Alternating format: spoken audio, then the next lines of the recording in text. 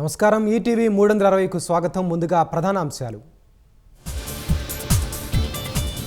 చరిత్రలో నిలిచిపోయేలా అట్టహాసంగా కడప మహానాడు సభ.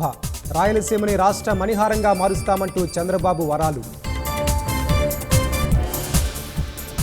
మంచి పాలన కొనసాగితేనే అభివృద్ధి సాధ్యమన్న ముఖ్యమంత్రి.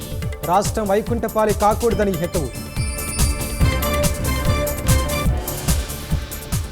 అందరూ అహంకారం పక్కన పెట్టి పనిచేయాలన్న లోకేష్. కూటమిలో మిస్ఫైర్లు జరగకుండా చూడాలని కార్యకర్తలకు పిలుపు. రాజ్ కేశిరెడ్డి, ధనంజయ రెడ్డి, కృష్ణమోహన్ రెడ్డి, బాలాజీకి కస్టడీ. మద్యం కేసు మరో 2 రోజులు ప్రశ్నించనున్న సిట్ అధికారులు.